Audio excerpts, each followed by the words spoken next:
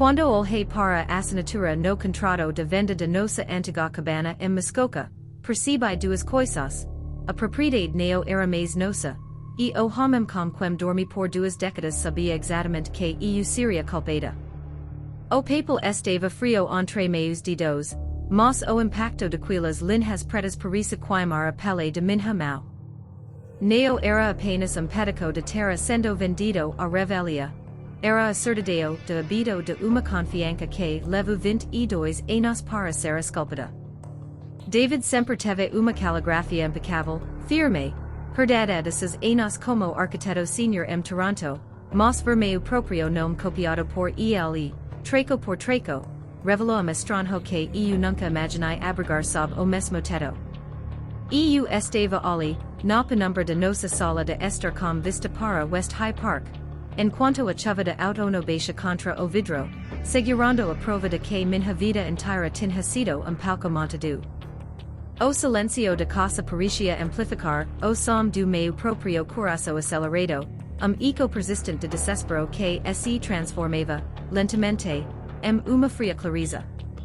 Como alguém consegue olhar nos olhos de uma pessoa todas as manhãs, partilhar o café, planejar o futuro dos filhos e, nas sombras de tarde, falsificar a assinatura dela para transferir o patrimônio de uma vida inteira. A resposta estava naquele envelope pardo, enviado por ano para o nosso endereço residencial em vez do escritório corporativo dele. Olhar para trás agora é como tentar reconstruir quebra-cabeça sabendo que as peças centrais foram roubadas. Eu tinha 50 anos, uma carreira consolidada como curadora de arte e paisagista, e a firme convicção de que o pai já tinha passado. Os anos difíceis do início da carreira, as noites claro cuidando das crianças, as crises financeiras que superamos juntos, tudo isso parecia o alicerce de uma fortaleza inabalável. Mas a verdade é que as fortalezas mais perigosas são aquelas construídas sobre areia movédica, onde o perigo não vem de fora, mas de quem detém a chave de porta principal. Nossa vida em Toronto parecia o reflexo perfeito do sucesso maduro e tranquilo que tantas pessoas buscam. David e eu nos conhecemos na faculdade, ele com seus espocos de estruturas futuristas e eu com minha paixão por transformar espaços urbanos em jardins vivos. Quando nos casamos, combinamos que seríamos uma equipe imbatível. E por mais de 2 décadas, fomos. Nos compramos uma casa vitoriana em Cabbagetown, restauramos cada detalhe de madeira com nossas próprias mãos e construímos uma rotina que parecia blindada contra o tempo.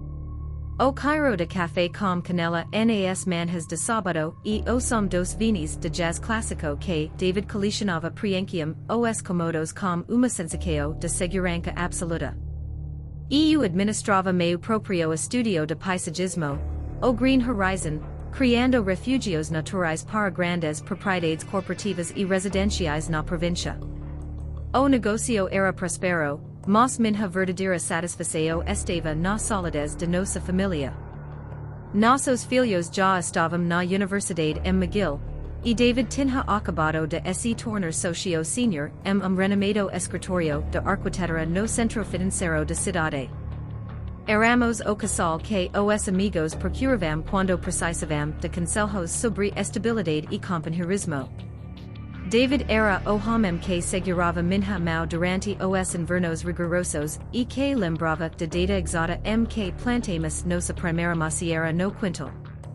Essa estabilidade era o meu tchau.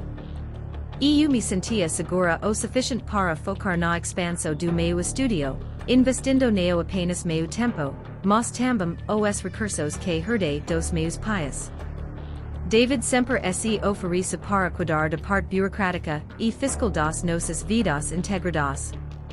Você foca na arte e na terra, Clara, e eu protejo o nosso império, e ele dizia, com aquele sorriso calmo que sempre me passava a certeza de que nada no mundo poderia dar errado. Eu confiava nele de olhos fechados, assinando os documentos corporativos de holding familiar que ele trazia para casa no final do mês, Semjame desconfiar, duque esteva oculto entre as cláusulas de letras maiutas. As primeras racaduras na nossa fundacao forum tau sudas que eu, as confundi com o cansaco natural de mi idade. David comico a passar mais tempo conferências Vancouver e Nova York, justificando as esencias com grande projeto de revitalização portuária. Sus telefonemas noturnos tornarem se mais curtos, sua voz parecia distante, como se ele estivesse processando equações complexas enquanto conversava comigo sobre o cardápio do jantar ou sobre as notas de nossa filha. Eu me convenci de que era apenas a pressão do cargo de socio, a cobrança invisível que o sucesso corporativo impo aos homens perto dos 55 anos. Uma terça-feira de novembro, notiai que ele havia mudado a senha do computador da família, o mesmo que usávamos para organizar as despesas do estúdio e os impostos anuais. Quando perguntei a respeito, ele responde sem desviar os olhos do telefone. A empresa exigiu novos protocolos de segurança por causa dos dados dos clientes clara. A política pedreou agora. Aquela resposta fria e que de forma estranha na minha mente, mas a rotina acelerada do meu estúdio logo ocupa meus pensamentos. Afinal, porque eu deveria do homem que esteve ao meu lado cada momento de vulnerabilidade de minha vida. Pouco tempo depois, comecei a notar pequenas inconsistências nas contas do Green Horizon. Alguns fornecedores de mudas raras de Ontario ligaram cobrando faturas que eu tinha certeza de ter repassado para o departamento financeiro que David supervisionava através de nossa holding comum. Quando questionado, ele mostrava comprovante de agendamento bancário e colocava a culpa no sistema de compensação do Banco de Montreal. Eles estão atualizando a plataforma, querida, amanhã o valor estará na conta deles. Ele explicava com uma paciência quase paternal, uma paciência que hoje sei que era apenas a mascara fria calculista experiente. O viu caiu completamente naquela tarde cinzenta de outono. O envelope pardo que mencionei neo trazia o logotipo do escritório de David, mas sim de uma empresa, a advocacia imobiliária de luxo basada Kingston. O documento interno era uma cópia autenticada de transferência de propriedade de nossa cabana de Muskoka para uma corporação numerada com sede Alberta. O choque inicial neo foi pela perda do imóvel MSI, embora aquela cabana representasse os veros de infância dos meus filhos, mas sim pelo documento anexo, uma autorização de venda revogável que exibia minha assinatura perfeitamente falsificada na última página. Minhas mãos começaram a tremer tanto que o papel caia sobre a mesa de centro de carvalho. Peguei meu celular e liguei para o número pessoal de David. Do caixa postal. Liguei para o escritório dele no centro de Toronto. A secretária, com uma voz visivelmente desconfortável, informo que o Sr. David estava licença por tempo indeterminado e que todas as pendências dele estavam sendo tratadas pelo departamento jurídico da firma. O chau sob meus pés por isso evaporar. Peguei meu carro e dirigi sob a chuva torrencial à agência principal do nosso banco na Bay Street, onde mantenhamos todas as contas conjuntas e os fundos de investimento do meu estúdio de paisagismo. O gerente de contas, homem que nos conhecia há anos, evita meu olhar quando entrei sua sala. O que se seguiu foi uma sucesso de golpes que me deixaram sem ar. David neo tinha apenas vendido a cabana, e ele havia utilizado a holding familiar, que controlava tanto o meu estúdio quanto os nossos bens pessoas, como garantia para uma série de emprestamos comerciais de alto risco em benefício de uma empresa de desenvolvimento imobiliário que ele abrira segredo com terceiros. Pior, ele havia retirado quase a totalidade das minhas economias pessoas e dos fundos de reserva do Green Horizon, deixando apenas o suficiente para que os debitos automáticos imediatos neo gerassem alertas imediatos no meu celular. O colapso foi instantâneo e avassalador. Em menos de 2 semanas, o castelo de cartas desmorona completamente. David sumia de cidade, de exando apenas uma mensagem de texto curta dizendo que precisava de espaço para resolver algumas coisas, e que o advogado dele entraria contado comigo.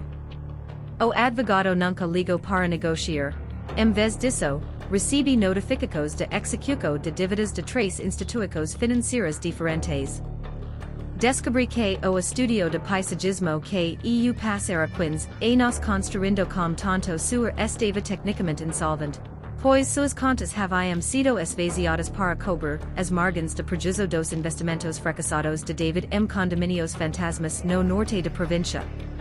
Eu me expressa uma teia legal de proporções catastróficas. Por estar listada como co-diretora da holding familiar, uma posição que a nos atrás por pura confiança matrimonial, meu nome estava vinculado a todas as fraudes e assinaturas falsificadas que ele distribuiu pelo mercado financeiro de Ontario. Meus cardos corporativos foram cancelados, os fornecedores pararam de entregar os materiais para as obras em andamento e os grandes clientes corporativos, assistados com os rumores de processos judiciais que começavam a circular nos bastidores de Toronto, rescindiram os contratos com o meu estudio. A humilhao foi pública e dolorosa.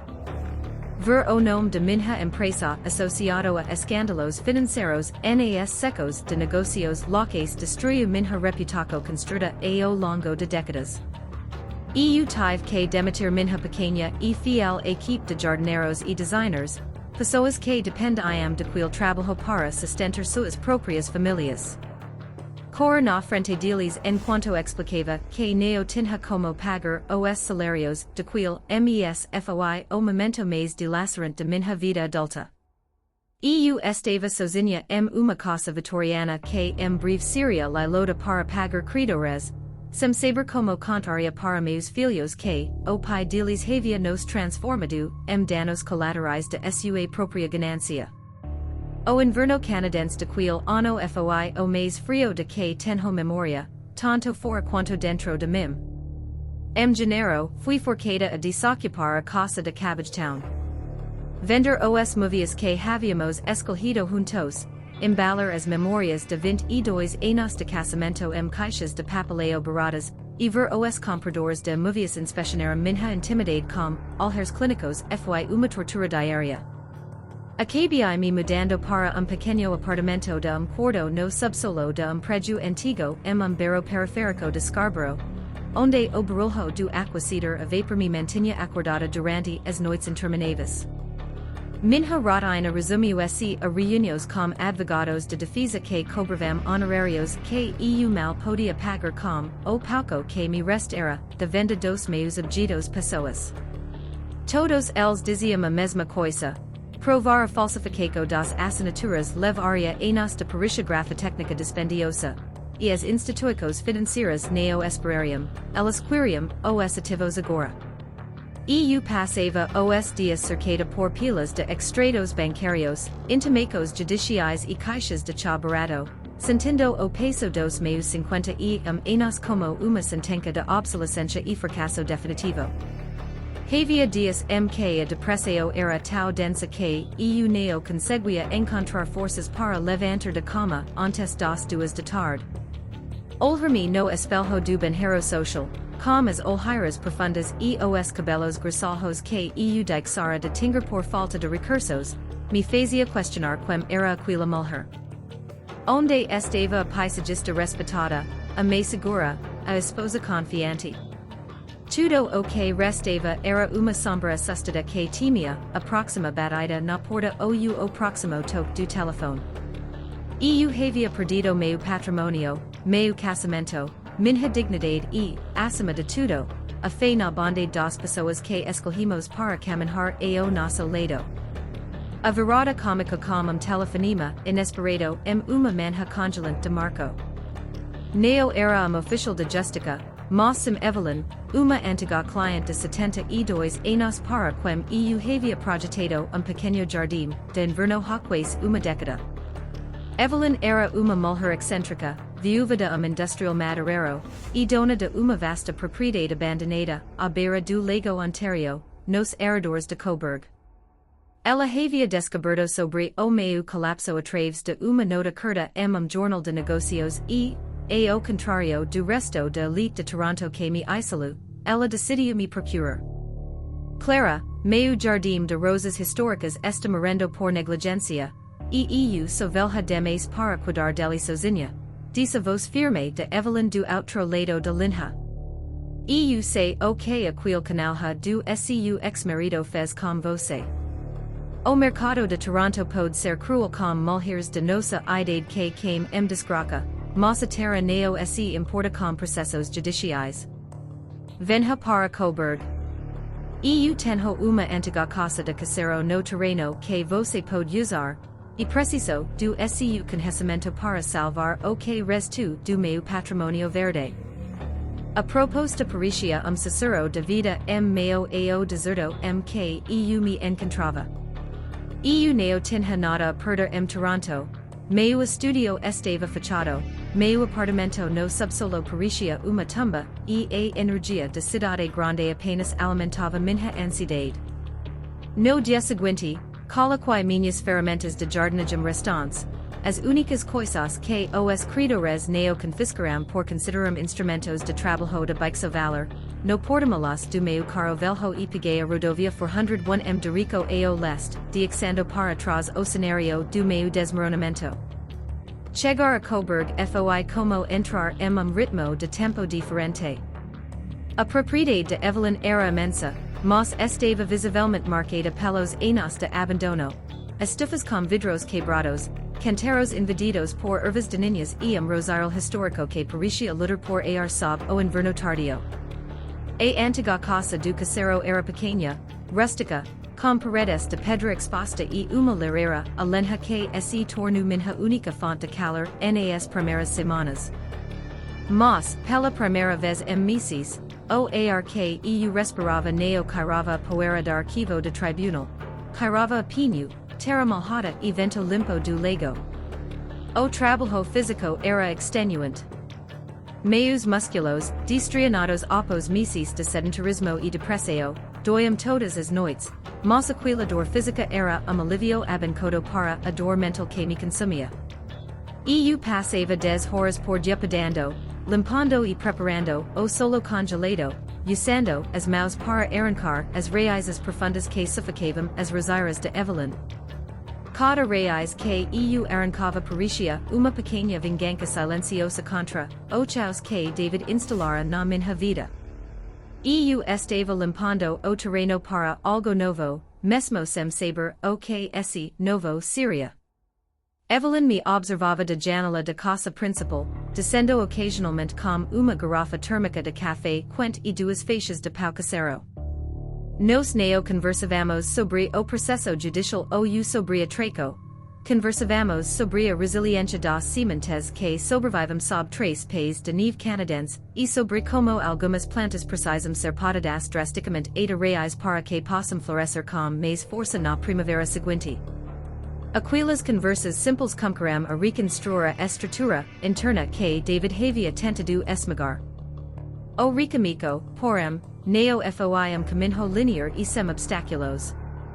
No início do verão, quando os primeiros botos de rosa começavam a se abrir na propriedade de Coburg, o passado bate novamente a minha porta. O advogado de David localiza meu paradero e enviou uma proposta de acordo formal.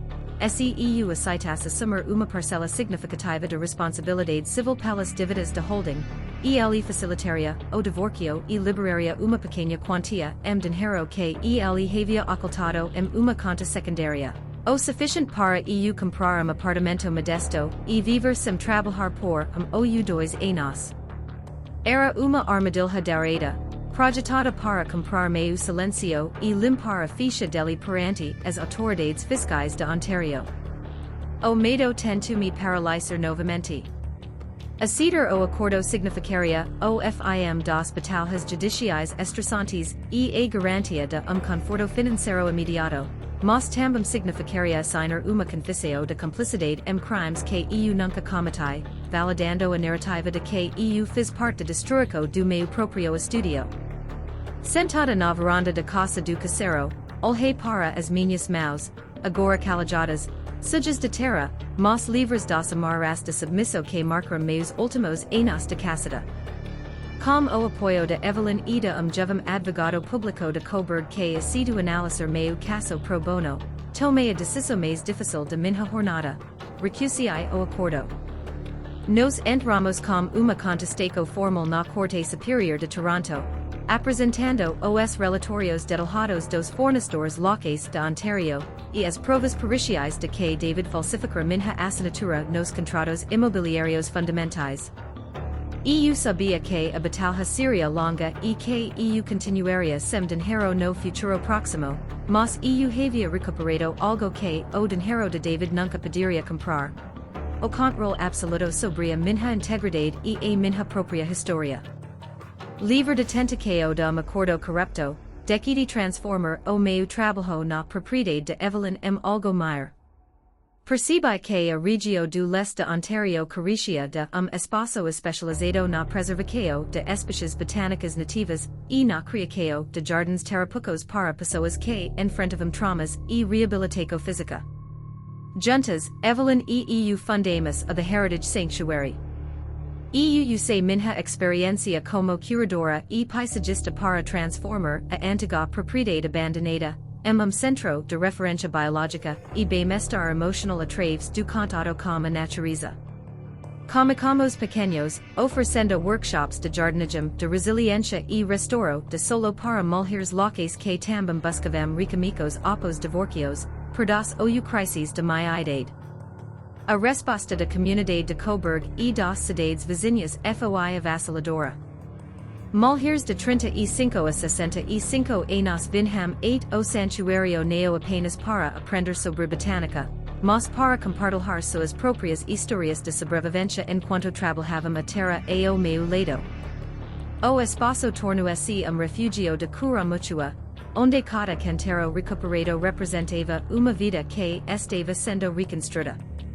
O The Heritage Sanctuary Comico atraira atenção de mídias regionais e, eventualmente, de grandes investidores de Toronto que buscavam financiar projetos de sustentabilidade com alto impacto social e comunitário. O estúdio que EU perdera na cidade grande ressurgia agora Coburg, neo mais como uma engrenagem corporativa voltada apenas para o lucro de elites urbanas, mas como empreendimento com alma, propósito e valor que nenhuma fraude financeira poderia subtrair de mim. EU neo era mais exposta de arquiteto fraudulento, EU era a fundadora de movimento de renovação que transformava cicatrizes em florescimento real. A vitória definitiva chegou dia ensolarado de setembro, quais 3 anos após a descoberta do envelope pardo na sala de High Park. O Tribunal de Toronto emitiu a sentença final do nosso processo de divorcio e partilha litigiosa. Graças às evidências consistentes que coletamos com os fornecedores e a perícia grafotécnica inquestionável, o juiz considera David totalmente culpado por fraude corporativa, interna e falsificação de documentos, isentando meu nome e os ativos remanescentes do meu antigo estúdio de qualquer responsabilidade pelas dívidas pessoas dele. David foi condenado a ressarcir a holding familiar e a pagar uma indenização substantial por danos patrimoniais e morais, além de responder criminalmente pelas fraudes fiscais perante a província de Ontario. O imperio que ele tentou construir sobre a minha ruína havia desmoronado sobre ele mesmo. Suas acos no escritório de arquitetura foram liquidadas, e ele enfrentava agora a perspectiva real de reclusão e a perda definitiva de sua licença profissional. Quando recebi a ligação do meu advogado confirmando o resultado, eu não senti alegria pela ruína dele, senti apenas imenso e leve alívio. O peso que carreguei nos ombros por 36 meses finalmente caiu no chão. Com a indenização recebida e os lucros crescentes do The Heritage Sanctuary, comprei oficialmente uma parte da propriedade de Coburg em sociedade com Evelyn, garantindo a perpetuidade do santuário. Eu não voltei para Toronto. A vida que construí na pequena cidade costeira, cercada por pessoas que me valorizavam pelo que eu era, e não pelo status que ostentava, era infinitamente mais rica e verdadeira. Eu tinha minha própria casa, meu proprio negocio prospero e a certeza inabalavel de que ninhuma traco tem, o poder de ditar, o fim de historia de uma mulher que sabe como replantar suas próprias raízes. Olhar para o espelho hoje, aos 54 anos, é uma experiência completamente diferente de 3 anos atrás. As marcas ao redor dos meus olhos e os fios de prata no meu cabelo neo parecem mais sinais de derrota ou envelhecimento precoce. Eles são os registros visíveis de uma batalha que eu venci com dignidade, paciência e trabalho duro. David tenta usar minha confiança como uma arma para me apagar, mas tudo o que ele conseguiu foi me forçar a descobrir a extensa real de minha própria força invisível. A cabana Muskoka ou a casa vitoriana Cabbagetown eram apenas estruturas de tijolo e madeira. A verdadeira riqueza sempre esteve na minha capacidade de criar beleza a partir do caos, de transformar terra paisateta jardim vibrante. Perder a vida que eu tinha planejado foi o preco doloroso, mas necessário, para encontrar a vida autêntica que eu realmente merecia viver. Uma vida onde o amor neo exige entrega de sua própria identidade e onde o sucesso é medido pela paz que você sente ao deitar a cabeça no travesseiro todas as noites. Se você está lendo isso agora e se encontra no meio do seu próprio outono, com as folhas caindo e o frio do inverno batendo a porta, lembre-se. A terra neo mor durante o inverno. Ela apenas descansa e se prepara para o que está por vir. Neo assim acordos que diminuam seu valor, neo assim a narrativa de quem atraiu e, acima de tudo, neo tenha medo de recomeçar do zero. O seu segundo capítulo pode neo ser o mais fácil de escrever, mas com certeza será o mais bonito e poderoso de toda a sua jornada. A pior parte de uma grande traco neo é o patrimônio que se esvaiu, as paredes que você é forçada a deixar para trás. É a sensação devastadora de olhar para o próprio passado e se perguntar se alguma linha daquela história foi real. Quando passemos dos 40 ou 50 anos, tendemos a acreditar que o nosso livro já está escrito, que as surpresas acabarão e que nos resta apenas durante a estabilidade que plantamos. Descobrir que o solo onde você passava era falso causa tipo de dor que neo passa com desculpas ou com o tempo, exige uma reconstrução completa de sua própria percepção de valor. No entanto, o que homens como o David nunca entendem é que a estrutura de uma mulher resiliente neo reside nas posses que podem ser transferidas com uma assinatura falsificada. A nossa verdadeira força está na capacidade invisível de recomeçar, de olhar para as cinzas de império corrompido e perceber que as mãos que o construíram pela primeira vez continuam intactas. Clara perdeu uma casa Toronto, mas ganhou santuário Coburg. Ela perdeu casamento basado aparências legais, mas encontrou uma comunidade basada na verdade e na cura mútua. Às vezes o colapso mais doloroso é, na verdade, a limpeza de terreno necessária para que a sua verdadeira vida finalmente comece a florescer. Você já passou por momento sua vida onde precisa recomeçar do zero quando todos acabam que a sua história já esteve definida. Se histórias de recomeços raiz, resiliência emocional e mulheres que encontraram a sua própria força após os 40 anos inspiram a sua jornada, convidamos você a se juntar a nossa comunidade. Inscreva-se no canal para acompanhar o próximo capítulo. No nosso próximo vídeo, uma renomada chefe de cozinha de Montreal descobre segredo corporativo guardado por 27 anos nas gavetas do restaurante de sua própria família. O fim de casamento ou de uma carreira nunca é o fim de sua história, é apenas o momento exato que você assume a caneta para escrever o seu capítulo mais bonito.